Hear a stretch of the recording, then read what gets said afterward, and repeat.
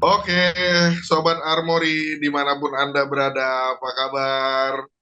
Ketemu lagi bersama kami dalam program Konis Black Box.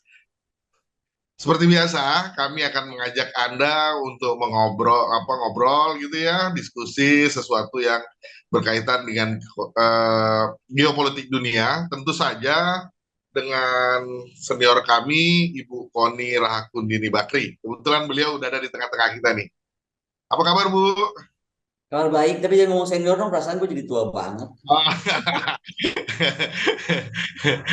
Emang senior ini bentuk penghormatan kami kepada Ibu. Siap, bercanda, bercanda, bercanda.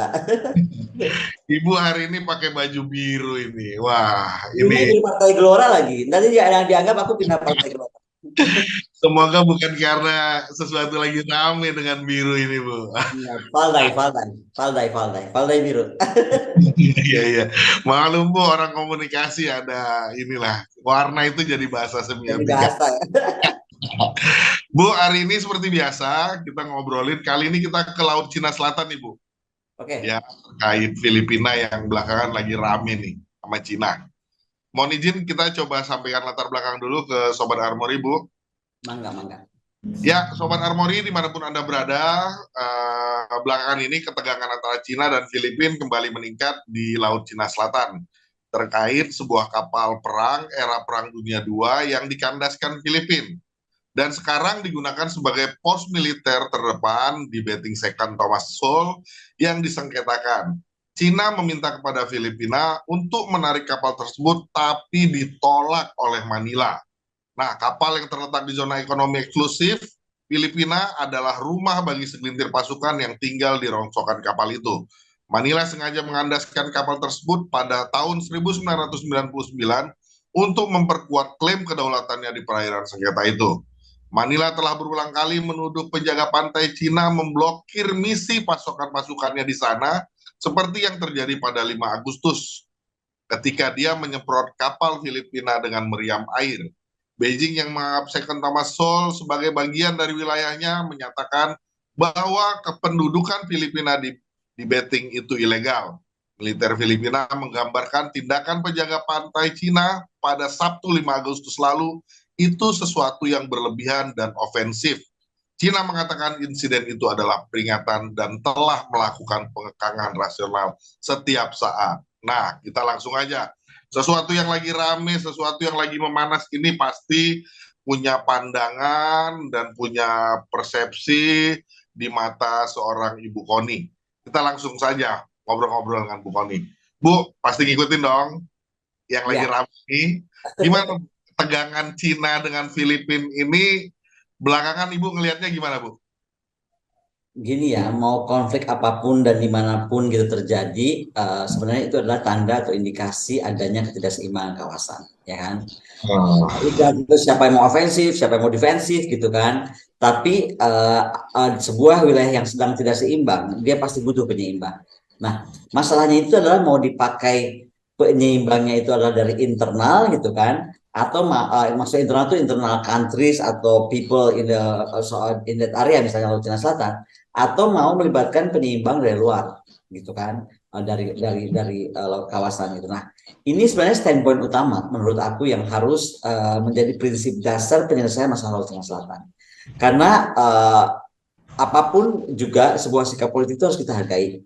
Tapi menurunkan eskalasi itu harus menjadi agenda utama. Menurut aku ya. Daripada sebenarnya eskalasi terus meningkat atau lagi apalagi bisa dibakar oleh orang-orang di luar kawasan Hmm. kita. Jadi apa ya? Menurut aku jangan sampai kekuatan yang diperoleh itu tidak alami. Kira-kira demikianlah bahasa sederhananya.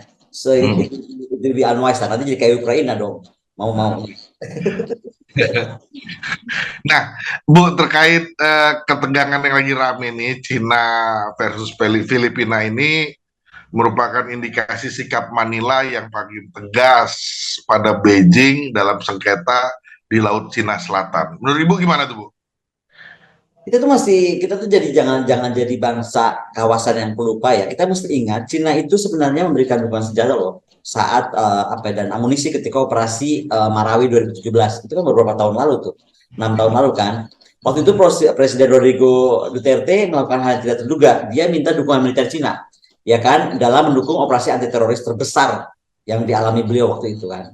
Nah, bagaimana kemudian mereka sepakat untuk menunda dulu, taruh deh perbedaan-perbedaan kita, konflik-konflik kita Laut Cina Selatan deh, rendera bahasa Sundanya mah. Sekarang pokoknya bantuin gue nih, ada yang lebih krusial. Ini adalah masalah bagaimana teroris dan juga yang teroris yang sudah sangat bersenjata waktu itu kan. Makanya minta bantuan militer, namun juga pasca operasi militer itu sendiri, seingat aku dilakukan juga pemulihan ekonomi. Jadi setelah bantuan untuk militernya, kemudian bantuan ekonomi. Nah, di sini sebenarnya kalau saya lihat Duterte itu menyatakan bahwa Washington itu mungkin menginginkan Filipina itu berkonflik lah, gitu kan, dengan China. Namun ini akan mengarahkan Filipina pada kekalahan. Kayaknya itu disadari oleh Duterte, sehingga dia malah pikir adalah lebih baik gue merangkul Cina gitu. Jadi bagaimana untuk kepentingan nasional Filipina dia melakukan hal yang menurut aku smart dan wise move gitu. Nah, Bongbong atau Presiden Bongbong ini kayaknya antitesis dari Presiden Duterte gitu. Karena misalnya Duterte itu sifatnya konservatif ya. Jadi gini loh, dia tuh seperti kayak Bongbong ini jadi kayak Marcos gitu. Bagaimana dia jadi subordinat Washington? Kira-kira gitulah. Sorry barusan distracted, ada itu aku mati dulu. Jadi bagaimana misalnya Bongbong itu seperti Presiden Bongbong sepertinya mau menghidupkan lagi era Marcos ketika Filipina subordinat daripada Washington dan sekarang menjadi lawan China dalam menjadikan negerinya sebagai next Ukraine mungkin di Asia. Bukan enggak sih? Nah, Bu, ini tadi Ibu sempat singgung soal Presiden Filipina, Bongbong Marcos ya. Ada sesuatu yang ini menggelitik di kita. Jadi Bongbong Marcos ini memilih semakin mengorbit ke Amerika itu karena menghadapi pengaruh Cina atau sebaliknya, Bu, gitu. Jadi mana duluan nih, telur apa ayam gitu ya? Apakah karena menghadapi pengaruh Cina, jadi dia makanya merapat ke Amerika? Ini yang mana yang menurut kacamata Ibu? Kalau aku sih lain aja, dia nggak bisa menyampingkan dulu atau apa ya? Menurut aku dia tidak mau memikirkan lebih kepentingan nasional Filipina jangka panjang jika menjadi bagian dari Amerika ya. Kan udah pernah, ya kan? Yang kemudian oleh Duterte itu dirubah lah gitu. Menurut aku sih harusnya nih, kalau boleh saran, Presiden Bongbong ikut aja cara main Duterte karena ngapain dia menjadi part of US Alliance di sini gitu. Itu satu hal. Tapi yang lain hal lagi juga, negara ASEAN juga jangan diam-diam aja. Maksudnya gini, kita harus tahu ya kemarahan Putin pada NATO itu kan bukan cuma karena kemarin serangan ke Ukraina, tapi 2008 ketika melihat kenapa sih NATO tuh makin masuk. Nah hari ini tuh saya heran, even ASEAN itu diam aja. Kita ada FPDA dari tahun 71, oke? Itu masih understandable lah, karena ada Commonwealth countries around us. Kemudian kita ada The Quad, itu 2008 kan, kalau nggak salah 2008 ada The Quad. Itu The Quad muncul, jelas itu adalah aliansi Amerika Serikat. Dan tambah lagi sekarang AUKUS gitu. Tambah lagi kemarin satu lagi PNG last month yang memberi kebebasan penuh kepada tentara Amerika melakukan apa saja, di mana saja, kemana saja gitu. Ini fakta yang menurut saya super fakta lah kalau boleh dibilang, atau super alians gitu kan. Nah, kenapa ASEAN diam saja? Nah, saya pikir apakah kita kan mesti lihat dua hal ya. Apakah sisi Bongbong melihat udahlah semuanya juga udah aliansi ini di sini cuma gue yang belum, kira-kira kan begitu, ya kan? Atau belum lagi, kenapa gua nggak masuk lagi kalau kemarin Duterte tidak mau, kenapa sekarang saya mau? Bisa juga kan dia melihatnya begitu karena dia melihatnya udah nanggung nih gitu, bisa juga meskipun kayak kita sebagai non-alignment movement countries ya harus terus bersuara bahwa kawasan ini harus bebas dari beragam aliansi, apalagi aliansi dan fakta pertahanan. Menurut saya ini yang kita kenapa mesti revisit non-alignment movement ya, karena yang sangat ditekankan oleh Spirit Bandung itu adalah hapuskan semua aliansi dari muka bumi, kata Presiden Soekarno, karena itu hanya membawa kemudaratan daripada kebaikan. Baik, nah ini kita bicara terkait apa ya, sengketa di Laut Cina Selatan yang belakangan ini, Bu. Ini kan ini juga sengketa yang cukup lama ya kalau kita bicara Vietnam, Malaysia, Brunei, termasuk kita nih Indonesia. Nah, kira-kira apa implikasi ketegangan baru dari Filipina dan Cina ini terkait sengketa yang udah berkepanjangan ini, Bu? Gara-gara Aza itu nih saya jadi rajin-rajin baca-baca hadis gitu ya, baca kisah.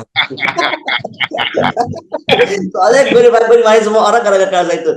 Tapi gini deh, ada salah satu kisah Nabi ya, di mana ada konflik antara suku waktu itu, era Nabi ya, ketika terjadi sebuah batu meteor itu jatuh gitu, tiba-tiba di dekat Ka'bah. Dan waktu itu semua suku tuh merasa paling berhak. Oh, ini punya gua harus pindahkan, gua harus ambil begitulah.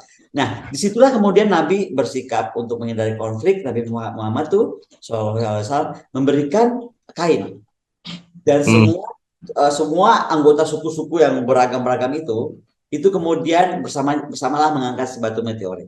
The Ah. moral of the story, menurut saya kunci Laut Cina Selatan ini karena udah pabaliut pisan, dan kalaupun ditarik akarnya, saya mesti ngomong kalau punya historical claim, yes, China tuh punya historical claim. Kita jangan ikut-ikutan Amerika bilang bahwa dia nggak punya, dia punya. Ah. Permasalahannya kan historical claim dari 200 tahun sebelum Masehi sampai terakhir itu ada di Taiwan kalau dibawa oleh Chiang Kai-shek. Gitu. Ini kan sebuah fakta gitu.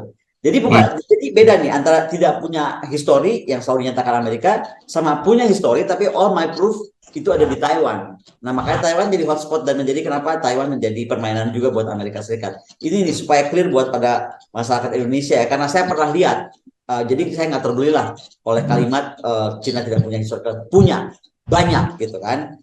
Nah, jadi intinya kembali kepada kisah Nabi tadi, menurut saya kuncinya bukanlah kepemilikan atau hegemoni sendiri. Kalau sekarang ini ya dengan pabaliutnya itu buktinya Hmm. ayat tapi di tempat lain kayak gitu kan. Nah, jadi menurut saya sebuah jalan keluar yang harus diambil adalah jalan keluar kolektivitas. Bagaimana misalnya ASEAN plus China, ya kan? Sehingga di ruang Laut Cina Selatan ini baik di permukaan, bawah permukaan, serta ruang angkasanya gitu kan, itu menjadi aman, tidak seperti Laut Cina Timur. Kita kan lihat kalau Laut Cina Timur kan jadi rame ya ketika kemudian Adis dikembangkan di sana, kemudian di kepulauan-kepulauan itu jadi perebutan juga. Nah, menurut aku beda kasus. Laut Cina Selatan ini beda kasus, kenapa? Karena tadi semua bukti historical claim China itu ada di Taiwan, dan itu pasti di capture oleh Taiwan, dan kuncinya menurunkan masalah Cina. Laut Cina Selatan ini kan dampaknya besar ya. Dia tuh kalau nggak salah 10% fish dunia ada di sana. Kemudian sumber fish ya. Jadi terus kemudian sumber energi dunia juga sangat besar, baik gas, baik minyak dan lain-lain. Jadi menurut saya untuk kasus ini kita berpijaklah kepada cerita tadi kalau bisa dikutip ya, bahwa jalan keluarnya kita tuh bagaimana memberikan solusi kolektivitas dan bagaimana merancang formula bersama. Artinya kalau kita mengacu apa namanya, kalau di Indonesia ini biasa dikenal dengan gotong royong gitu kayak ya, Bu ya. Coba menyelesaikan bersama-sama Ya, gitu ya. ya, ya bersama, kebersamaan lah yang paling penting gitu. Bersamaan ya. Baik, terakhir Bu, sebelum kita pengen tahu terkait sengketa Laut Cina Selatan ini, kira-kira khususnya terkait Filipina dengan Cina, berdampak nggak sih Bu ke Indonesia, Bu? Kita? Menurut aku tergantung kita bagaimana melihat kebijakan politik Amerika Serikat dan siapa yang akan menggantikan Presiden Biden ya. Kalau saya berharap, dan saya adalah pendukung sejati Trump, FIFA Trump 2024. Why? Amerika tuh menurut saya harus lebih inward looking. Udah stop lah dia outward looking. Nah, kalau dia stop outward looking dan Trump menjadi presiden, maka Laut Cina Selatan tuh biar aja Cina yang selesaikan bilaterally, mau dengan Filipina lah, mau dengan Vietnam dan lain-lain, dan biarkan kita negara kawasan juga, utamanya ASEAN, bisa duduk bersama Cina untuk mencari tadi kain bersama untuk mengangkat beban bersama itu gitu. Ya, Tapi kalau ya. sekarang Amerika terus-terusan ngomong, oh that's my part of our national interest lah, atau apalah, creating stories lagi dengan bombardment berita yang kemudian membuat masyarakat bingung. Itu nggak oke, itu nggak oke gitu. Jadi kita mesti tahan, jangan sampai terjadi. Kembalilah kita kepada nilai ASEAN. ASEAN itu adalah dari kita untuk kita. Harusnya yang di luar-luar itu, yang ASEAN plus plus berapapun namanya itu, nggak usah cawe-cawe. Biarlah mereka mau ngomong silakan, tapi jangan pernah interfering to our ASEAN value. Itu kalau menurut saya pesan. Oke, luar biasa. Kita kembali ke ASEAN dari kita untuk kita. Terima kasih banyak Bu Koni. ini saya pikir satu obrolan yang menurut saya sebenarnya ini cukup singkat, tapi saya pikir ini pasti sangat bermanfaat. Bu Koni, terima kasih banyak udah menyempatkan waktu mau berbagi dengan kami, apalagi ini sesuatu yang luar biasa, yang mungkin Sobat Armory Reborn nggak dapatkan nih obrolan ini di manapun gitu ya. Bu Koni sehat selalu, tetap semangat, doa Terima kami Bu kasih doanya. dalam sehat.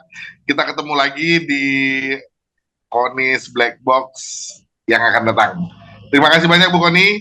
Oke, Bye. Harmoni dimanapun Anda berada, itu tadi obrolan kami dengan Bu Dr. Koni Rahakundini Bakri terkait konflik di Laut Cina Selatan antara Filipina dan Cina yang belakangan lagi memanas. Semoga obrolan dan diskusi kami tadi membawa manfaat. Sampai ketemu lagi di episode-episode yang akan datang. Terima kasih. Sampai jumpa. Assalamualaikum warahmatullahi wabarakatuh. Terima kasih Bu Koni.